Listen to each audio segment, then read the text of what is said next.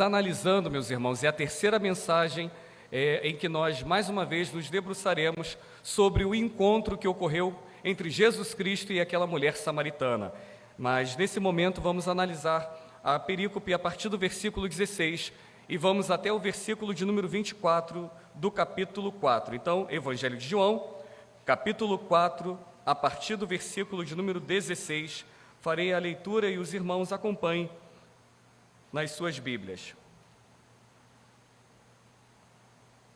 João, capítulo 4, a partir do verso 16, o texto nos diz: Jesus disse: vá, chame o seu marido e volte aqui.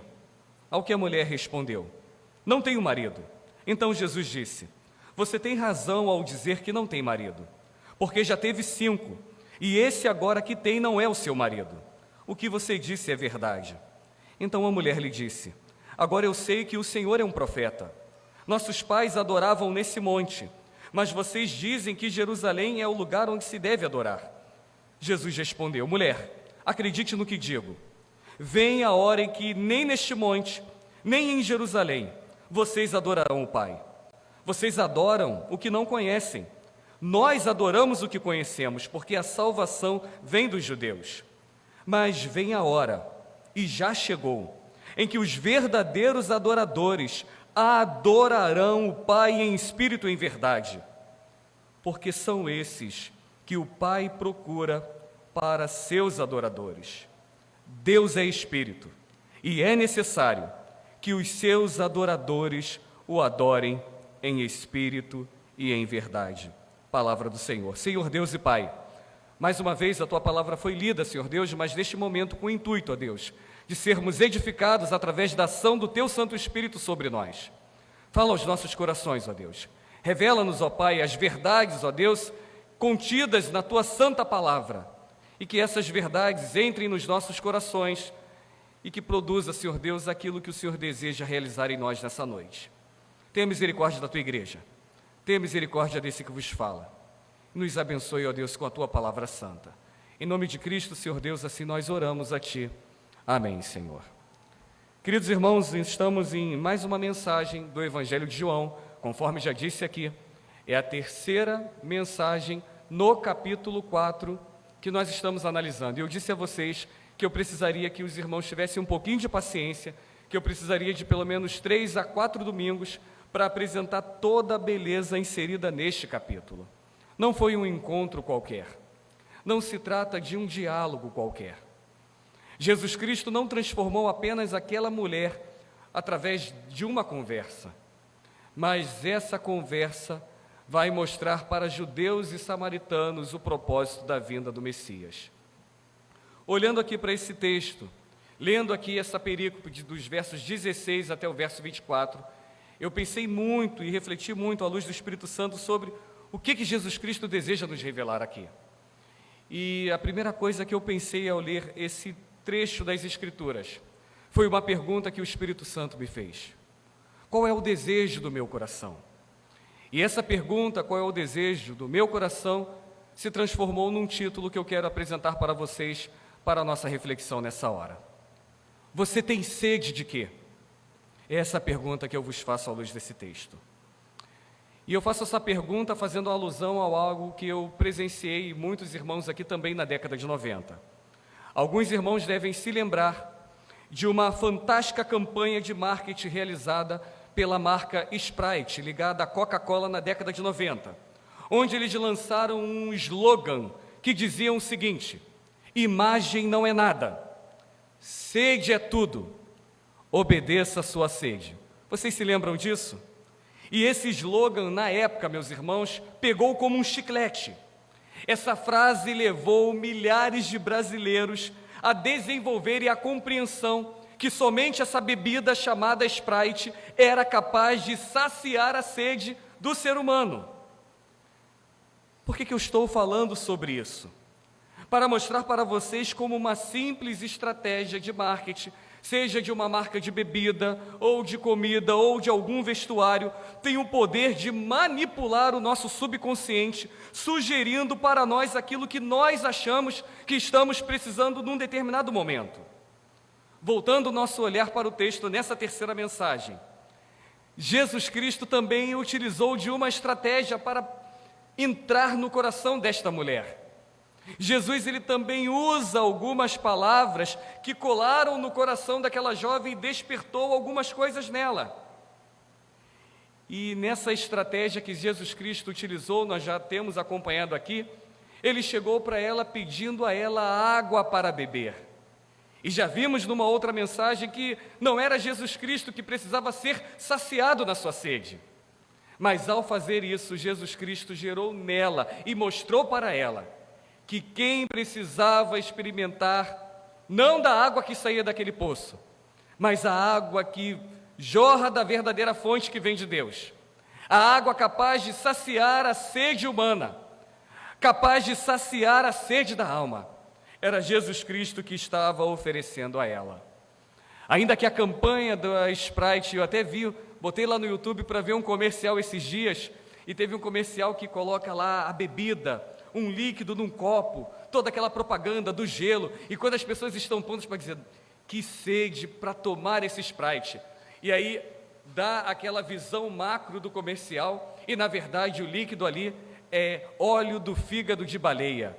E aí entra novamente o slogan, imagem não é nada, sede é tudo, obedeça a sua sede. Que fantástica, meus irmãos, estratégia que Jesus Cristo usou. Porque os homens hoje andam insaciáveis, buscando por todos os lados, em todos os lugares, na religião, em muitas igrejas, querendo beber das fontes, querendo experimentar de diversas coisas para saciar a sede da alma. E os homens hoje continuam se comportando conforme a propaganda da década de 90, onde acham que as coisas que são dadas por esse mundo podem saciar a nossa sede. No diálogo, meus irmãos, que Jesus Cristo teve com a mulher aqui nesse texto, ela aceitou sim a água para beber, só que essa água era muito além daquilo que ela poderia imaginar. Talvez a pergunta que poderíamos fazer é a seguinte: será que essa mulher tinha sede suficiente para receber da água que Jesus Cristo estava oferecendo? Será que nós temos sede suficiente para receber da água que Cristo quer nos dar? Por isso eu coloquei como tema da nossa reflexão: você tem sede de quê? Você tem se alimentado do quê? Queridos irmãos, Jesus Cristo disse para esta mulher que somente Ele era capaz de oferecer uma água, e que após alguém beber dessa água, experimentar essa água, nunca mais voltaria a ter sede. Essa mulher, no primeiro momento, ela não entendeu isso. Eu volto a dizer. E ela achou que Jesus era alguém maior do que Jacó, que havia construído o poço. Aquela mulher estava preocupada se Jesus Cristo estava com um balde, porque talvez a água estava lá muito profundo e ele teria dificuldade para retirar, para se saciar a sua sede e a dela. Ela não estava entendendo que Jesus Cristo estava falando de uma fonte de água que oferece a vida. E talvez, mesmo após 5, 10, 15, 20, 30 anos de evangelho, ou mais para aqueles que têm mais, ainda não compreendemos qual é a água que Jesus nos oferece. Mas esse diálogo é tão marcante, é tão transformador, que Jesus Cristo ele sai desse diálogo de alguém que aparentemente parece estar com sede e pede de água para aquela mulher. Você já está acompanhando, já entendemos tudo que envolvia isso. E Jesus ele rompe abruptamente esse diálogo, perguntando ela algo totalmente diferente.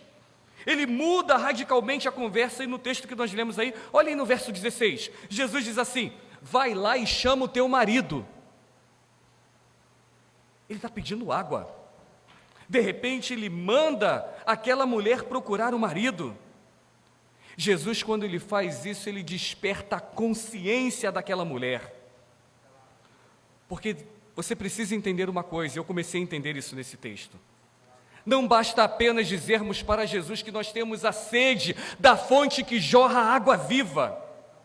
Essa sede, ela só vai ser despertada em nós quando nós reconhecermos a nossa culpa, quando nós desenvolvermos a nossa consciência de pecado diante de Deus. a menção do marido aqui que Jesus faz foi a melhor maneira que ele encontrou para lembrar essa mulher que ela estava vivendo uma vida imoral. E Jesus estava mostrando para ela que antes mesmo dela beber da água da vida, ela precisava de maneira consciente ter a plena convicção de que estava em pecado e que para experimentar essa água ela precisava passar pelo arrependimento. E aí nós começamos a entender o evangelho que está sendo descortinado ali. Começamos a entender o ministério de Jesus Cristo e por qual motivo ele veio. Jesus, ele não veio para os sãos. Jesus, ele não veio para aqueles que declaram que não precisam dele. Jesus Cristo, ele veio para doentes. Jesus Cristo é o único remédio eficaz para tratar uma doença chamada pecado. No entanto, antes de bebermos da água da vida, que nos traz cura, libertação, salvação, nós precisamos olhar para dentro de nós, precisamos reconhecer as nossas mazelas, precisamos olhar e reconhecer todas as nossas contingências, e após olhar para Jesus Cristo e reconhecer nele como única fonte de água, de vida, corremos para Ele desejosos e arrependidos e rogamos a Ele que Ele agora nos alivie através dessa água que alivia a sede da nossa alma. Deixa eu dizer uma coisa para vocês, apesar que alguns crentes ainda não entenderam isso. Não há salvação sem arrependimento. Nenhum pecador desejará receber o remédio da graça sem que antes ele olhe para dentro de si e perceba o quanto ele está doente. Tem muito crente que não consegue olhar para dentro de si e perceber que é pecador, e perceber que carece da graça de Deus, que precisa reconhecer que se não for Jesus Cristo sobre a sua vida, ele não tem nada e não é nada. Aquela mulher estava muito preocupada com o poço, preocupada com a água, preocupada com aquele que havia dado o poço, mas ainda não havia entendido que ela precisava se arrepender do seu pecado para receber a água da vida e ser transformada numa verdadeira adoradora. Me chama muita atenção a resposta que essa mulher aqui deu a Jesus Cristo no texto. Olha aí no texto, nos versos aí 16, 18. É uma resposta verdadeira, mas é uma resposta incompleta. A resposta dessa mulher é uma resposta formalmente correta, no entanto, potencialmente enganosa. Porque parece que ela está usando aqui com Cristo, ou respondendo a Ele, utilizando-se de uma meia-verdade, se isso existe. Porque se essa resposta fosse formalmente verdadeira, poderia ser se os 5 maridos que Jesus vai dizer estivessem mortos, ou se ela tivesse divorciado deles. E ainda que Jesus Cristo tenha elogiado a resposta dela, quando ele diz que ela tem razão ao responder que não tem nenhum marido, e Jesus diz, porque você já teve 5 maridos, e esse agora que você tem não é o seu marido. Então o que você diz é verdade. Aquela mulher, ela estava usando de uns subterfúgios para esconder a sua vida imoral e o seu pecado. Mas ao mesmo tempo que ela tentava esconder a sua realidade de Cristo, ela percebeu que Ele conhecia plenamente a sua vida. Não apenas a sua vida de adoração, mas o cotidiano da sua vida. E de maneira muito cônscia, ela compreendeu que não se tratava de um homem qualquer. Eu já disse isso para vocês aqui.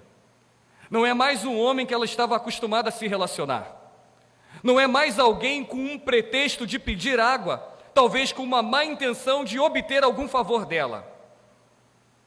Ela percebeu que Jesus Cristo conhecia o íntimo da sua vida. E ela pensou com ela, é muito provável que eu esteja diante de um profeta em Israel. Que diálogo fantástico, meus irmãos. Jesus Cristo, lá no início, quando nós começamos a ler esse capítulo, disse a ela, se você soubesse quem é este que está pedindo a água para beber, Até então ela não sabia. Mas à medida que o diálogo vai se desenvolvendo, ela começa a perceber que se trata de um verdadeiro profeta.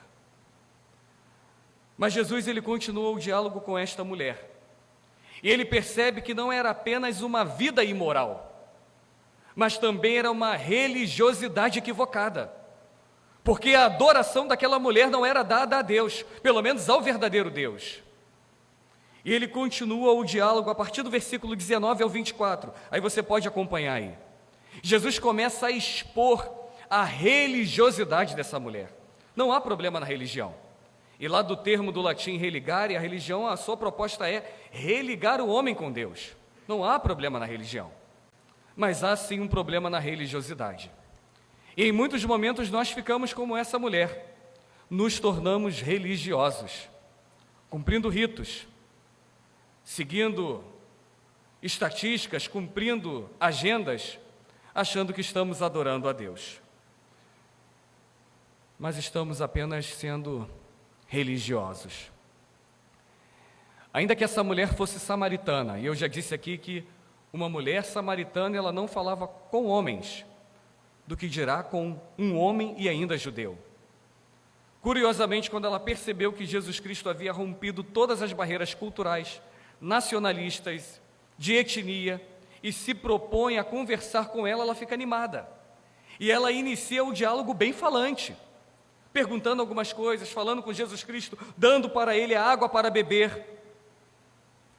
Mas no momento em que ele questionou a sua vida imoral, quando Jesus Cristo tocou no seu pecado, aquela mulher falante se calou. Isso às vezes lembra cada um de nós. E eu sempre brinco, né? Nós falamos isso, que há 3 áreas que o pessoal diz que não se deve discutir: religião, política e futebol. Mas eu sempre digo, por que não devemos discutir? Mas ao mesmo tempo, eu tenho observado que entre nós adultos, quando digo nós, humanos, todo ser humano ele é dotado em 3 cadeiras, tem doutorado, pós-doutorado em 3 cadeiras. Todo ser humano é doutor em teologia, mesmo que não seja crente. Eu vejo pessoas que não sabem nada de Deus discutindo sobre Deus. Todo ser humano é doutor em ciências políticas, dão recomendações, dizem o que os presidentes têm que fazer. E todos os seres humanos são verdadeiros técnicos de futebol. Essa mulher, talvez em algum momento, ela também pensou que era doutora em teologia e começa a estabelecer um diálogo com Jesus Cristo acerca do que diziam sobre a adoração naquele lugar. É muito fácil discutir teologia com alguém, mas é muito difícil quando nós somos desafiados a enfrentar os nossos próprios pecados. Temos uma facilidade grande demais de dizer o que as pessoas precisam fazer à luz da Bíblia, mas não temos a mesma facilidade de olhar para dentro de nós e dizer o que nós devemos fazer à luz da Bíblia. Essa mulher, ela estava vivendo isso. E eu já disse a vocês que os samaritanos, eles tinham uma forma diferente de adorar a Deus. Em toda a Bíblia hebraica, todos os escritos hebraicos, eles descartavam tudo, ficavam apenas com o Pentateuco. E como no livro de Deuteronômio ensina que Deus suscitaria outro profeta semelhante a Moisés, e esse profeta seria o Messias, por isso que ela, reconhecendo que esse homem estranho, que está pedindo ela água para beber, não é apenas um estrangeiro que está com sede, mas alguém que olhou para dentro do seu coração e trouxe à tona toda a sua vida imoral, ela pensou, ele é profeta. E agora, vendo que é profeta, eu preciso agora ter um diálogo de acordo com a realidade dele. E aí agora eles saem dessa cena e começam a conversar sobre adoração. E por isso que ela perguntou para Jesus Cristo, onde nós devemos adorar? Começa a levantar algumas possibilidades dos seus dias, apontando, olha, as pessoas adoram naquele monte ali. Se fosse nos dias atuais, né? Olha, essa igreja ali, olha, é a melhor igreja para se frequentar. O louvor lá é excelente. Pastor, olha que palavra, ele traz uma palavra motivacional.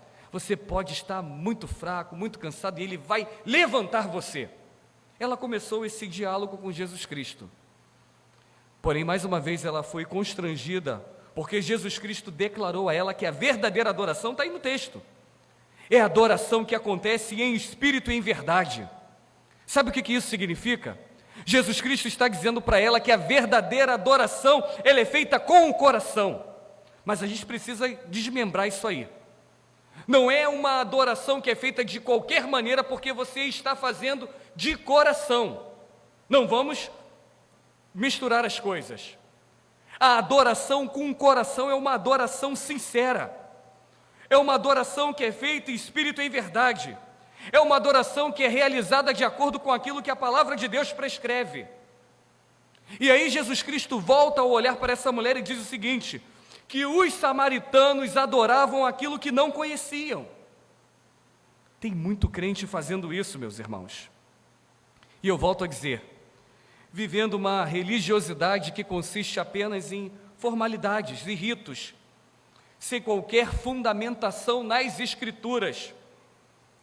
E quando a nossa adoração ela não é de acordo com aquilo que Deus prescreve para nós, essa adoração é inútil. Ouço muitos crentes dizendo: pastor, o que importa é que eu fiz de coração. Me desculpe, mas isso não é suficiente. De coração não significa de acordo com a sua vontade. De coração, à luz das Escrituras, é uma adoração sincera, de acordo com aquilo que Deus deseja receber. E Ele já estabeleceu isso nas suas sagradas palavras. Deus, Ele não deve ser adorado do jeito que você quer adorá-lo.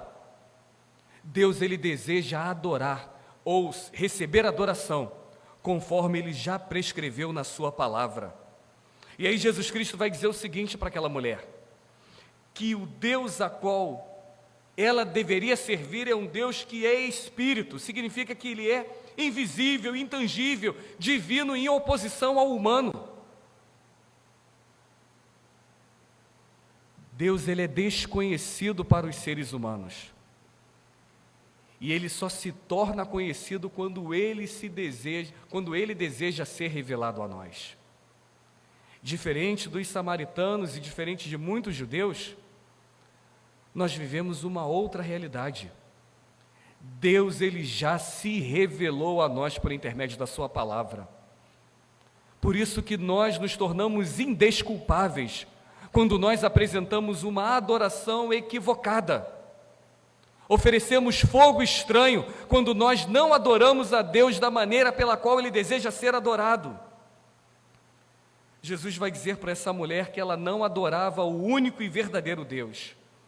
E quando nós prestamos um culto a outros deuses, nós estamos ofendendo ao Deus verdadeiro que se revela na palavra de Deus, Bíblia Sagrada. Há muitas igrejas por aí, muitos crentes oferecendo fogo estranho. Porque o propósito de alguns grupos e algumas igrejas não é a de glorificar a Deus, mas sim o de agradar pessoas. Não importa o que é certo, importa que dê certo. Tem muito crente buscando apenas o que funciona e não aquilo que é correto. Há muitos crentes e muitas lideranças buscando resultados, mas os mesmos não buscam a verdade. E como os crentes adoram resultados?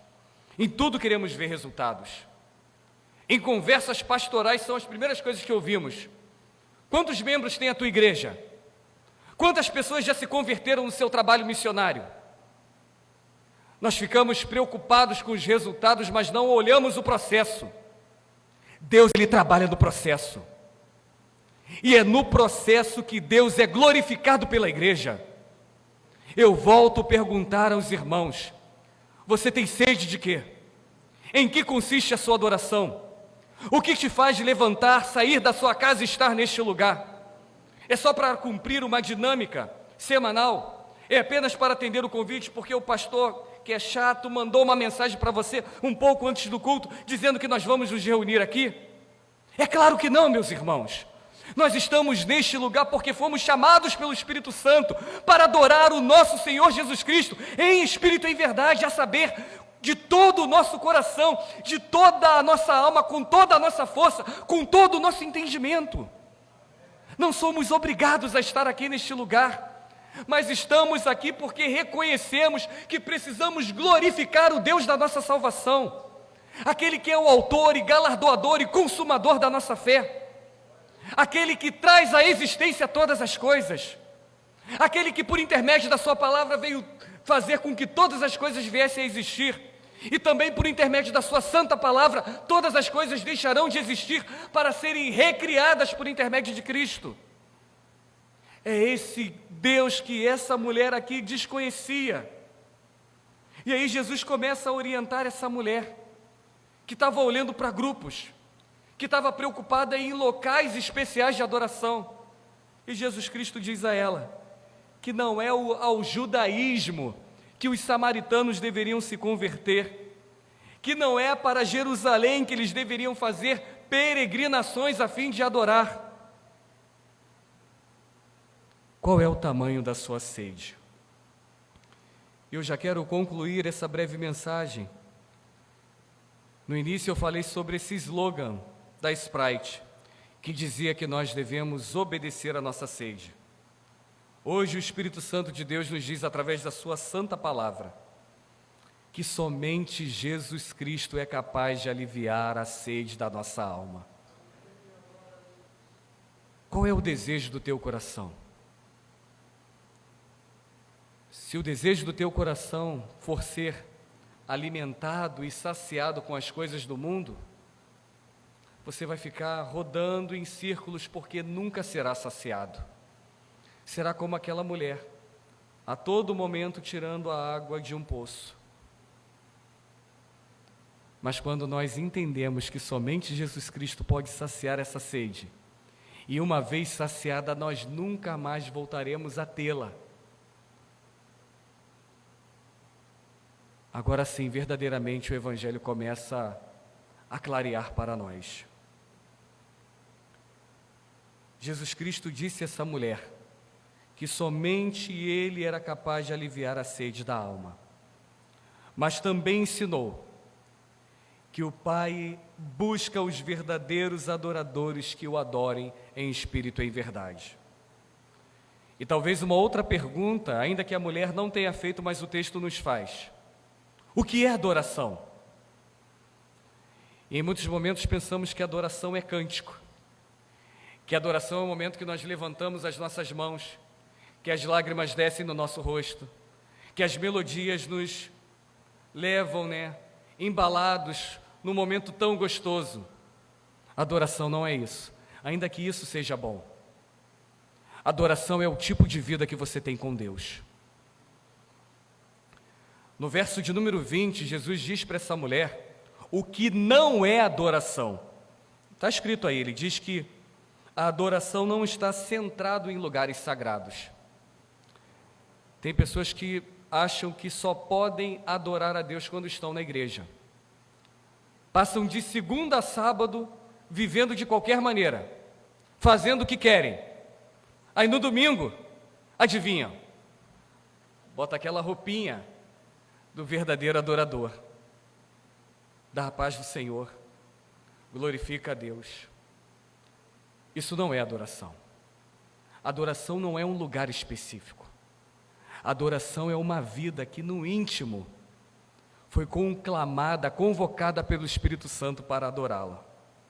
No versículo de número 22, Jesus diz, olha aí na sua Bíblia, que adoração sem entendimento não é adoração.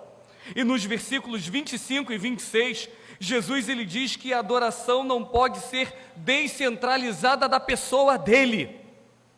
Não existe adoração fora de Cristo, meus irmãos. E aí no verso de número 24, Jesus ele vai dizer para aquela mulher o que é adoração. A adoração ela precisa ser bíblica. Ou o nosso culto é bíblico, ou o nosso culto é anátema. Você sabe o que isso significa. E deixa eu dizer uma coisa para você que tem crentes que não entenderam isso. Não estou falando de crentes aqui, de crentes no meio geral. Ainda não entenderam o que é adoração. Deus, ele não vai se impressionar com a sua pompa. Deus, ele não vai se impressionar com gritinhos. Deus, ele não está interessado na sua performance. Deus, ele busca a verdade que está dentro do seu coração. Por isso eu volto a fazer a pergunta para você. Você tem sede de quê?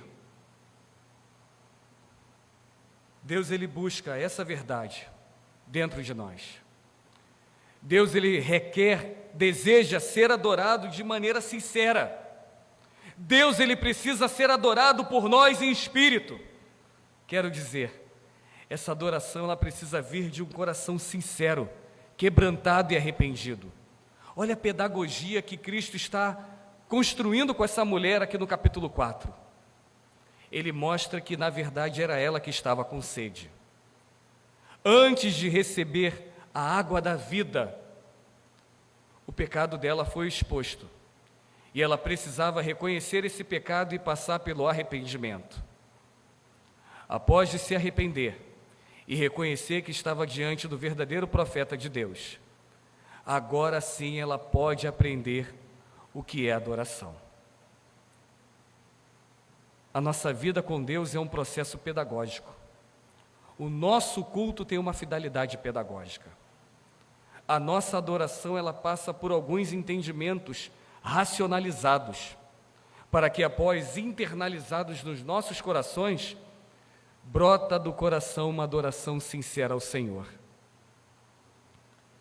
Deus, ele requer isso de nós. Qual é o desejo do teu coração? Você tem fome de quê? Você tem sede de quê? E eu me recordo sempre do pastor Gerson Borges, que já esteve conosco aqui. E ele tem uma canção chamada Fome de Deus, eu já disse a vocês. Eu não sei se no dia ele cantou aqui, eu acho que cantou essa canção. E nessa canção ele declara que o nosso ser após ter um encontro com Deus, nós agora não queremos mais desfrutar do banquete dessa terra, mas agora nós temos sede, fome, saudade, desejo, mas de Deus. Que assim seja a nossa vida, assim como dessa mulher, que reconheçamos que precisamos receber da água da vida, que entendamos que para receber a água da vida, precisamos olhar para dentro de nós, reconhecer os nossos pecados e nos submetermos àquele que tem o poder para nos perdoar e nos transformar. E após recebermos o perdão do Senhor, agora sim podemos nos voltar para Ele, adorar a Ele. Não a adoração evasiva, de palavras lançadas, mas agora a adoração que vem de um coração quebrantado, arrependido e transformado. Isso tem sentido para você? Você compreendeu isso? Então vamos nos colocar de pé e vamos orar ao nosso Deus agradecendo a Ele. Aproveito ainda antes para justificar a ausência do pastor Rui, que se encontra lá na igreja presbiteriana em Boas Novas pregando. Foi coletado aqui nessa noite a oferta missionária no valor de R$ 97, que será enviado para o nosso missionário no campo. E também nesse momento nós estaremos orando ao Senhor. Há entre nós alguns enfermos. Já oramos aqui na semana pela Rosilene, sobrinha do nosso irmão